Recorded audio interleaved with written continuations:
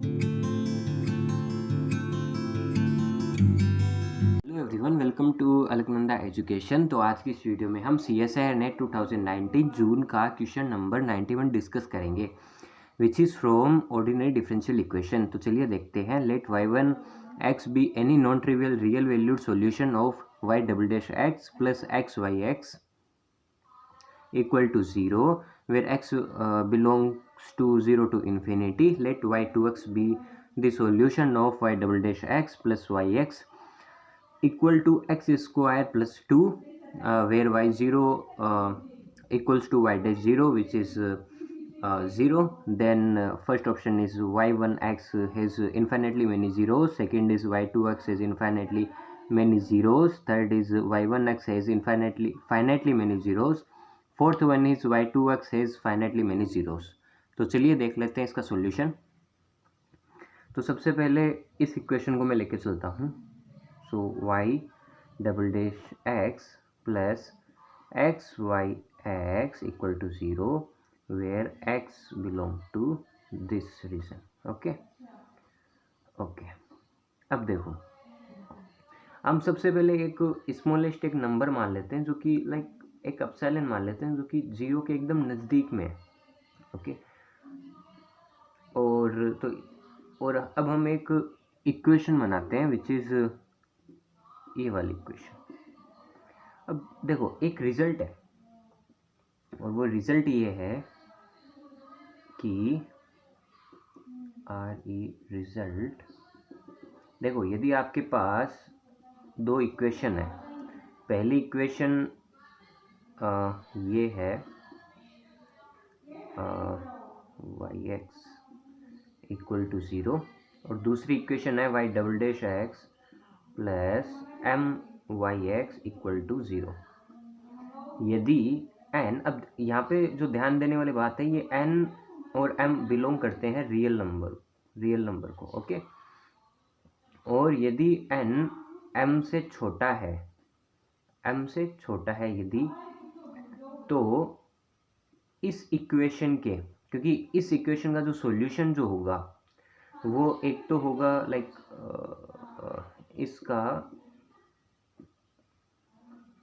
इसका सॉल्यूशन जैसे sign root n x करके कुछ होगा या फिर कोस रूट एन एक्स करके कुछ होगा। ओके, तो बिटवीन टू जीरो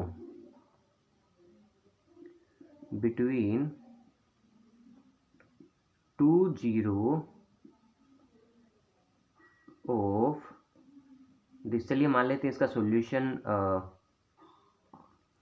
फी एक्स है।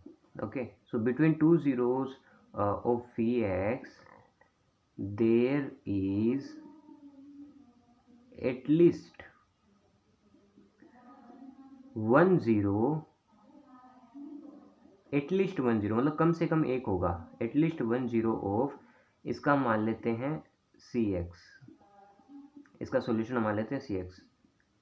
Okay, so between two zeros of psi X there is एटलीस्ट 1 0 ऑफ साई एक्स। ये फी एक्स है, ये साई एक्स है। ओके, तो इसका मतलब देखो, इसका जो सॉल्यूशन होगा वो बेसिकली ये होगा like sine under the root n x. Okay, और इसका हमको ये पता है हमारा पीरियोडिक फंक्शन है। ओके, तो इसका जो सॉल्यूशन आएगा वो इसके दो जीरो के बिटवीन में, इसके सॉल्यूशन का जीरो, इनके दो कंटिन्यूसली दो जीरो आएंगे उनके बिटवीन, इसका कम से कम एक जीरो जरूर आएगा। ओके, तो ये एक रिजल्ट है। ओके, मैंने प्रॉपर वे में नहीं लिखा है बट ये कुछ इसी तरीके से एक रिजल्ट होता है। ओके, हाँ, तो चलिए देख लेते हैं। अब यहाँ पे देखो, ये एप्सिलॉन है, यहाँ पे हमको पता है कि एप्सिलॉन की जो वैल्यू है वो सारे x की वैल्यू से हमेशा छोटी रहेगी। ओके, इसका मतलब इस इक्वेशन का जो भी सॉल्यूशन आएगा, और इसका सॉल्यूशन बेसिकली क्या आएगा, इसका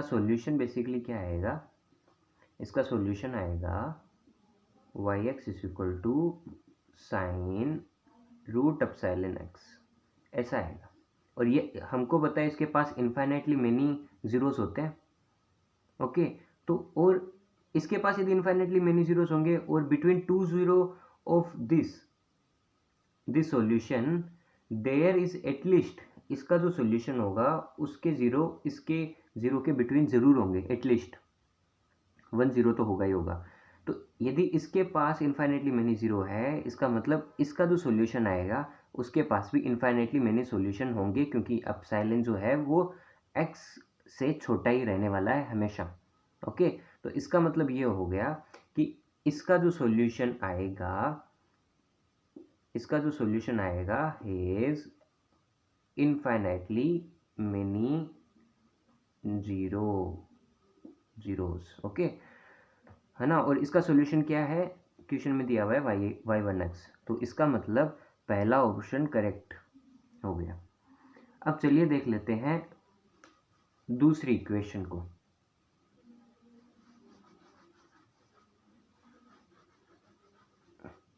दूसरी equation y double dash x plus y x plus x square plus 2। तो इसका हम सबसे पहले CF निकालने की कोशिश करते हैं। तो इसका जो CF होगा वो कुछ इस इक्वेशन से आएगा। ओके, और इसकी जो ऑक्सिलरी इक्वेशन होगी वो होगी m square plus 1 equal to 0, और यहाँ से m की जो वैल्यू आएगी वो आएगी प्लस माइनस आयोटा। तो जो CF आएगा वो आएगा C1 sine x plus C2 cos x. Okay, ये बनना है। अब हमको निकालना है पर्टिकुलर इंटीग्रल। ओके, और वो आएगा x square plus 2 1 upon D square plus 1, और where D is D upon D x. Okay, तो अब इसको हम कैसे करेंगे, तो इसके लिए मैं क्या कर रहा हूँ कि इसको मैं ऐसे लिख रहा हूँ 1, ऐसे लिख सकता हूँ मैं इसको मैंने जस्ट ऊपर लेके गया हूँ मैं ना, तो ये इन्वर्स आ गया इधर एक्स स्क्वायर प्लस 2। अब मैं इसको एक्सपेंड कर दे रहा हूँ, तो एक्सपेंड करूँगा तो ये आ जाएगा 1 minus D square plus dot dot dot dot, तो ये आ जाएगा एक्स स्क्वायर प्लस 2। अब एक्स स्क्वायर प्लस 2 है तो ये आ गया एक्स स्क्वायर प्लस 2, और जब ये इसके अंदर जाएगा तो इसका दो बार जब हम डिफ्रेंशिएट करेंगे इसको तो ये आएगा -2, इसको करेंगे तो आएगा 0, और अगली वाली टर्म्स के लिए ये सारा का सारा ये 0 हो जाएगा अगली वाली टर्म्स के लिए, तो यहाँ पे बचेगा एक्स स्क्वायर। ओके, और हमको पता है जो सॉल्यूशन आता है वो CF प्लस PI होता है, तो इसका मतलब जो YX जो होगा वो होगा C1 sine x plus C2 cos x plus PI, और PI यहाँ पर है एक्स स्क्वायर। अब हम ये जो कंडीशन दी हुई है इनको अप्लाई करते हैं। तो y 0 पे 0 है, तो y 0 पे 0 है, इसका मतलब साइन 0 ये तो ख़त्म हो गया, तो ये आएगा अपने C2, इसका मतलब C2 0 हो गया। ओके, C2 जब 0 हो गया तो हमारे पास ये इक्वेशन कुछ ऐसे आ गई, sine x plus x square. अब y डैश एक्स कितना आएगा यहाँ से, वो आएगा C1 cos x and 2x, और यही एक कंडीशन को और दी हुई है y dash 0 equal to 0। So y dash 0 equal to 0 which imply ये 0 हो गया, इधर आ गया C1, इसका मतलब C1 भी 0 हो गया। ओके, तो यहाँ से इसका मतलब जो सॉल्यूशन आया वो आया yx equal to x square, और एक्स स्क्वायर के पास में जो 0 होते हैं, एक्स स्क्वायर के पास में जब x बिलोंग कर रहा है 0 टू इनफाइनाइट, तो इसके पास में कोई भी 0 नहीं है एक्स स्क्वायर के पास में, इसका मतलब y2 है फाइनाइटली मैनी 0। ओके, क्योंकि इसके पास कोई 0 नहीं है, अपन काउंट कर सकते हैं, तो इसका मतलब y2x is finitely many 0, so fourth option correct हो गया। तो यहाँ पे इस क्वेश्चन में बेसिकली जो थ्योरम जो हमने एक रिजल्ट देखा था y1 के लिए वो इसके अंदर इम्पोर्टेंट है।